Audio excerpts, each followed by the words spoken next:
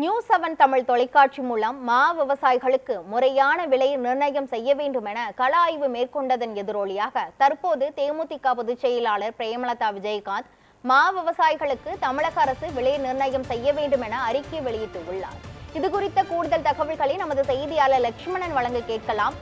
லட்சுமணன், அந்த அறிக்கையில் என்னென்ன கூறப்பட்டிருக்கிறது, மேலும் விவரங்கள் என்ன?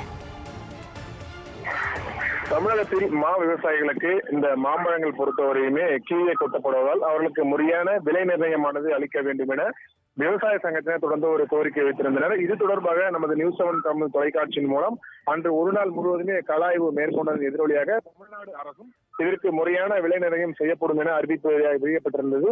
அதன் தொடர்ச்சியாக பார்த்தோம் என்றால் தற்போது தேமுதிக பொதுச் செயலாளர் பிரேமலதா விஜயகாந்த் இந்த மா விவசாயிகளுக்கு உரிய விலை நிர்ணயம் செய்ய வேண்டும் என தற்பொழுது ஒரு அறிக்கையானது வெளியிடப்பட்டிருக்கிறது. அந்த அறிக்கையில் பார்த்தோம் என்றால் தற்பொழுது தமிழகத்தில் இருக்கக்கூடிய அனைத்து விவசாயிகளுக்குமே முறையான விலை நிர்ணயம் செய்ய வேண்டும். குறிப்பாக தமிழகத்தில் இந்த 2025ஆம் ஆண்டு மாம்பழம் விளைச்சல் அதிகமாக இருந்தாலும் அதற்கு விலை மிக மிக குறைவாக இருப்பதாலும் விவசாயிகள் பெருமளவு பாதிக்கப்பட்டுள்ளார்கள் எனவும், அதே போல் தர்பூசணி பழம் பருவ காலங்களில் விளைச்சின் போது தர்பூசணியில் மருந்து கலந்து உள்ளது என்று வதந்திகள் பரப்பியதால் மிக குறைந்த விலைக்கு போனதால் விவசாயிகள் பெரிதும் பாதிக்கப்பட்டுள்ளார்கள் எனவும், இப்படி தொடர்ந்து விவசாயிகள் தங்கள் விளைவித்த பொருளுக்கு உரிய விலை கிடைக்காமல் மிகவும் கஷ்டப்படுகிறார்கள் எனவும், மேலும் தமிழ்நாட்டில் மிகவும் துயரமான ஒரு நிலையில் விவசாயிகள் இருக்கிறார்கள் எனவும் கூறப்பட்டிருக்கிறது. இது மட்டுமல்லாமல் தமிழக அரசு உடனடியாக விவசாயிகளின் பிரச்சனைகளை கவனம் செலுத்தி அவர்கள் விளைவித்த பொருளுக்கு உரிய விலையை கிடைக்க செய்ய வேண்டும் என இந்த மா விளைச்சல் செய்யும் விவசாயிகளுக்கு இந்த அரசு ஏக்கருக்கு 20,000 ரூபாய் நஷ்டஈடு வழங்க வேண்டும் என, விவசாயிகளை காக்க வேண்டும் என